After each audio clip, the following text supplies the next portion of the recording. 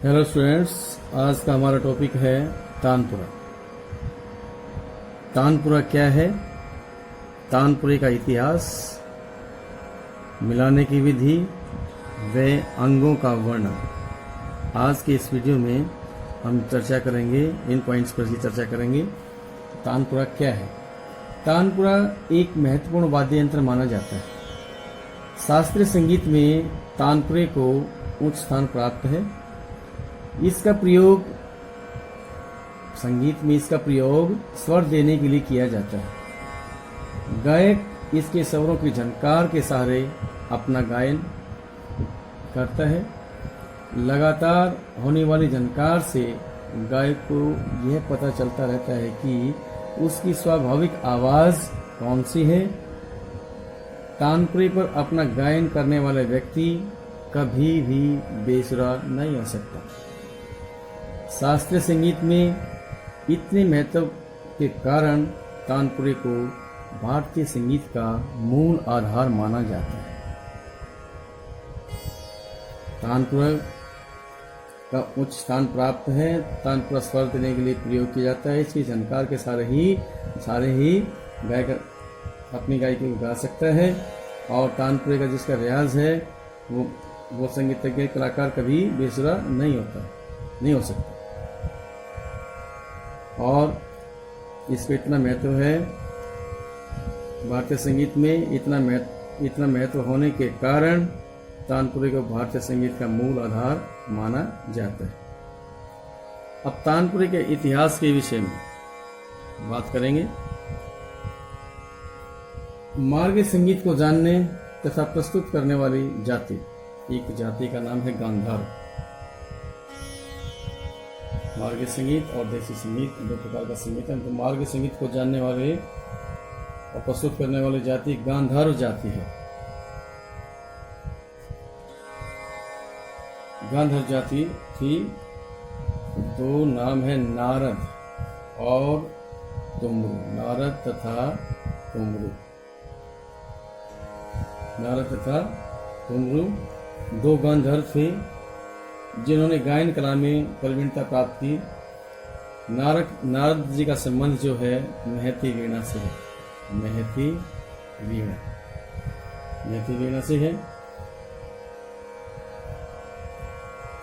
और जिसे हम एक तारा कहते हैं। अनेक विद्वानों का कहना है कि महती वीणा है, महती वीणा के रूप से ही तानपुरे का रूप विकसित हुआ है। कि महती जो वीणा है इसी से तानपुरे की उत्पत्ति मानी गई। इसी तानपुरे की उत्पत्ति अधिकतर संगीतज्ञों का यही मत है कि महती वीणा से ही, नारद की जो महती वीणा है, इससे तानपुरे की उत्पत्ति मानी गई। तानपुरे का विकास हुआ, विकसित हुआ। यदि हम नारद की जो महती वीणा है, वीणा को ही तानपुरा कहें तो अतिशक्ति नहीं हो। कुछ विद्वान तानपुरे का सीधा संबंध तुमरू ऋषि, तानपुरे का तुमरू नामक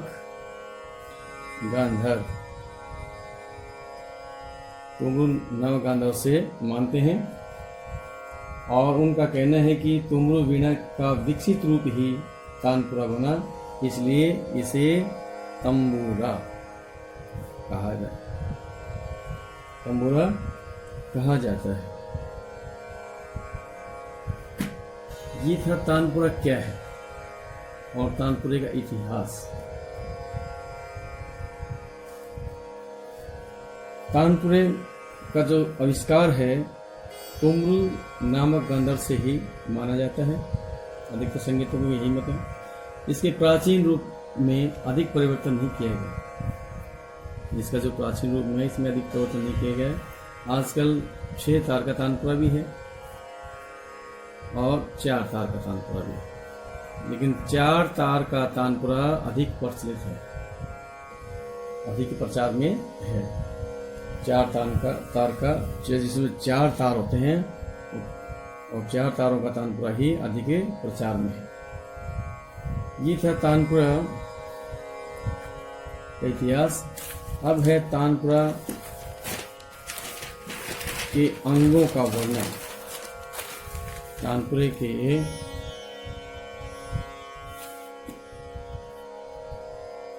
अंगों का वर्णन। तानपुरे में कितने पार्ट्स हैं उनका हम वर्णन करेंगे। सबसे पहले है तुम्बा, गान, तबली, ब्रिज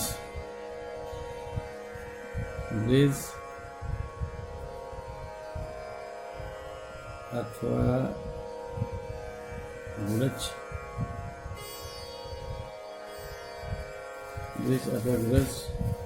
और 5वां नंबर है सूत अथवा धागा।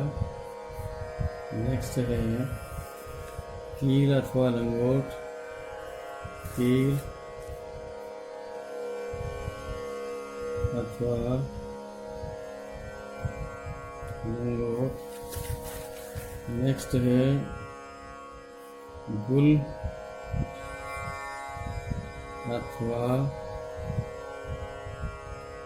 गुल्लू। 8 है नंबर है अट्टी, और 9 नंबर है अट्टी के बाद तार गहन। तार गहन। नेक्स्ट है 10। इसमें कितनी कुटियाँ होती हैं, कुटियाँ। और नेक्स्ट तार। लास्ट है मनक्का। ये तानपुरे की पार्ट्स है। इस प्रकार से इनको हम एक्सप्लेन करेंगे कि तुम्बा क्या है, डांड क्या है, तबली क्या है, ब्रिज अथवा घुस, सूत अथवा धागा, कील अथवा लंगोट। ये पार्ट्स हैं, इनको हम एक्सप्लेन करेंगे इस प्रकार से। इससे पहले हम आपको तानपुरे का डायग्राम इस प्रकार से है। डायग्राम से आपको अंडरस्टैंडिंग होगा। ये है तानपुरे का डायग्राम।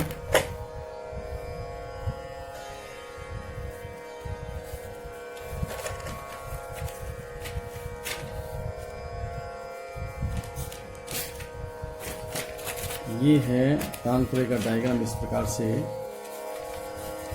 ये देखिए, सबसे पहले है तुम्बा। सबसे पहले ये तुम्बा है, ये है तुम्बा, जो गोलाकार जो भी है ये तुम्बा है। ये एक विशेष प्रकार की लौकी का बना होता है। ये जो तुम्बा है लौकी का बना होता है, यहाँ से जो कि गोलाकार होता है, गोलाकार का होता है, गोलाकार का है तुम्बा। इसको बनाते समय लौकी को अंदर से खोखला कर दिया जाता है। जो भी घी है लौकी है, इसको अंदर से खोखला कर दिया जाता है ताकि तारों में झनकार उत्पन्न हो सके। यह डांड कहते हैं इसे, ये यहाँ से और यहाँ तक ये पार्ट से डांड कहते हैं इसे। और जिस डांड के निचले भाग से जोड़ा जाता है। ये है डांड का निचला भाग जो ये है, इसे ये जुड़ा होता है, इसे हम कहते हैं तुम्बा। नेक्स्ट है डांड, ये है यहाँ से और यहाँ तक, ये है डांड। इस प्रकार से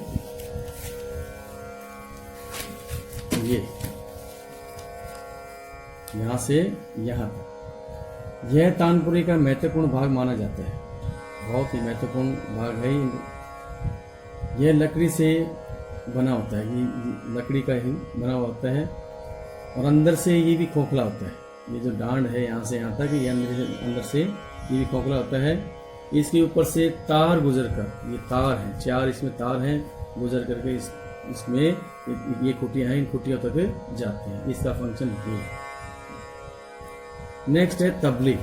तबली ये है, तुम्बा है, तुम्बा को ढकने के लिए एक ढक्कन सा होता है यहाँ से यहाँ तक। इसे हम कहते हैं तबले। तुम्बे को ढकने के लिए एक ढक्कन होता है, लकड़ी का बना होता है, इसके ऊपर से तानपुरे के तार बांधे जाते हैं इस प्रकार से यहाँ से, और तानपुरे के तार इसके ऊपर से गुजरते हैं, इसे हम तबली कहते हैं। नेक्स्ट पॉइंट है ब्रिज अथवा घुड़च। ये है ब्रिज अथवा घुड़च, ये जो हाथी दांत से बनी हुई ये वाइट कलर की, जिसे हम कहते हैं यह लकड़ी या हाथी दांत की बनी होती है। ये पॉइंट्स आयताकार होती है, आयताकार चौकी की शक्ल का एक टुकड़ा होता है। इस पर तानपुरे के तार शिथिल रहते हैं। ये जितने ये 4 तार हैं तानपुरे के, इस पर शिथिल रहते हैं। सूत अथवा धागा, ये यहाँ है। ब्रिज पर लगे हुए तारों के बीच एक धागे का छोटा सा टुकड़ा रख दिया जाता है। ये इसके और इसके बीच में एक धागे का छोटा सा टुकड़ा रख दिया जाता है। इस धागे को उचित स्थान पर आगे पीछे करने से झनकार में वृद्धि होती है। स्वरों के सूक्ष्म मंत्र को ठीक करने के लिए इस धागे का प्रयोग किया जाता है। नेक्स्ट है कील अथवा लंगोट, ये लास्ट में होता है जहाँ पर तार बंधे रहते हैं। तुम्बे के नीचे, ये तुम्बा है, तुम्बे के नीचे यहाँ है, तुम्बे के नीचे कील अथवा लंगोट एक लकड़ी की फट्टी बनी रहती है जिसमें तार बंधे रहते हैं। यहाँ है ये तार बंधे रहते हैं, उसे कील अथवा लंगोट कहते हैं, यहाँ पर तार बांधे जाते हैं। नेक्स्ट पॉइंट है गुल अथवा गुल्लू। ये पार्ट से गुल अथवा गुल्लू तानपुरे का ये है जहाँ डांड और तुम्बे को जोड़ा जाता है, जिसे हम कहते हैं गुल अथवा गुल्लू। तानपुरे में जिस स्थान पर डांड अथवा तुम्बा, ये दोनों पार्ट से को जोड़ा जाता है जहाँ पर, उस स्थान को गुल अथवा गुल्लू कहते हैं। नेक्स्ट है अटी। ये है यहाँ पर कुटियों के बीच में इस प्रकार से ये अटी है। डांड के ऊपरी सिरे पर हड्डी से बनी हुई 2 पट्टियाँ लगी होती हैं। यहाँ तारगन होता है, यहाँ अटी होती है, तो 2 पट्टियाँ लगी रहती हैं। इनमें से एक पट्टी जिस पर तानपुरे के चारों तार रखे जाते हैं, तानपुरे के चारों तार इसके ऊपर रखे जाते हैं, इसे हम कहते हैं अटी। नेक्स्ट है इसके साथ में ही तार गहन। अट्टी के बराबर में दूसरी पट्टी जिसमें चारों जो तार हैं उसमें से होकर के गुजरते हैं। इनके सुराखों में से चारों तार गुजरकर कुटियों तक जाते हैं। ये हैं 4 कुटियां, इन कुटियों तक जाते हैं, इसे हम तार गहन कहते हैं। नेक्स्ट है कुटियां। तानपुरे में ये 4 कुटियां होती हैं। तानपुरे में 4 कुटियां हैं। तानपुरे के तारों को बांधने के लिए डांड के ऊपर सिरे पर 4 कुटियां लगी रहती हैं। ये डांड है, डांड के ऊपरी सिरे पर देख लीजिए 4 कुटियां लगी रहती हैं। इन 4 कुटियों के माध्यम से तारों को ढीला या कसा जाता है, टाइट किया जाता है, टाइट यूज किया जाता है। नेक्स्ट है तार। तानपुरे में 4 तार होते हैं। कितने तार होते हैं? 4 तार होते हैं। यह तारों, ये जो 4 तार हैं स्वरों के आधार पर बने होते हैं। इस प्रकार से पहला तार कौन से स्वर पर, अभी तानपुरा मिलाने की विधि बताएंगे, उसमें आपको बताएंगे किस तरह से। तानपुरे में तारों की संख्या 4 होती है। इनमें से 3 तार लोहे के होते हैं और चौथा तार जो होता है वो पीतल का। पुरुषों के तानपुरे में लगने वाले तार स्त्रियों के तानपुरे में लगने वाले तारों से मोटे होते हैं। लास्ट पॉइंट है मनक्का। ये लास्ट में ही है, यहाँ है ये ब्रिज और सूत और धागे के बीच में मोती मनके होते हैं। गुड़च अथवा कील के मध्य में, गुड़च अथवा ये कील अथवा लंगोट है, इसके मध्य में मोतियों की तरह 4 मनके लगाए जाते हैं। 4 मनके लगाए जाते हैं। इन मनकों के माध्यम से तारों के स्वर झनकार में श्रुति अंतर ठीक किया जाता है। स्वरों के सूक्ष्म मंत्र को फाइन ट्यून के लिए इनका प्रयोग किया जाता है। नेक्स्ट है तानपुरा मिलाने की विधि कि तानपुरे के जो 4 तार हैं कौन कौन से स्वर से मिलाए जाते हैं। ये है तानपुरा मिलाने की विधि। पा सा सा सा। तानपुरे के प्रथम तार को मंद, देखिए मंद सप्तक का पा है। तानपुरे के प्रथम तार को मंद सप्तक के कौन से मंद्र सप्तक के पंचम स्वर पर मिलाया जाता है। कौन से स्वर पर मिलाया जाता है? पंचम स्वर पर मिलाया जाता है। अर्थात जिन रागों में पंचम स्वर वर्जित होता है तो तानपुरे के पहले तार को मध्यम स्वर पर मिलाया जाता है, मंद्र सप्तक के मध्यम स्वर पर मिलाया जाता है। जैसे राग मालकोंस है, राग मालकोंस गाते समय हमें तानपुरे का जो पहला तार है वो मंद्र सप्तक के मध्यम स्वर पर हम मिलाएंगे। क्यों? क्योंकि राग मालकोंस में पंचम स्वर वर्जित है, इसलिए मध्यम स्वर पर भी मिलाएंगे। कुछ रागों में न तो पंचम स्वर लगता है और न ही मध्यम स्वर लगता है, तो उस स्थिति में हम तानपुरे के पहले तार को कौन से स्वर पर मिलाएंगे? मंद्र आवश्यकतानुसार मंद्र सप्तक के निषाद स्वर पर या गंधार स्वर पर, निषाद या गंधार स्वर आवश्यकतानुसार इन दोनों में से किसी भी स्वर पर हम तानपुरे के पहले तार को मिलाएंगे। और जो दूसरा और तीसरा तार है, दूसरा तार मध्य सप्तक के षड्ज से, सा से, ये भी मध्य सप्तक के षड्ज से, और अंतिम तार जो पीतल का होता है वो मंद्र सप्तक के षड्ज स्वर से। दूसरे में भी ऐसा ही है। तानपुरे के पहले तार में ही चेंजिंग है, बाकी किसी भी तार में किसी प्रकार से कोई बदलाव नहीं है।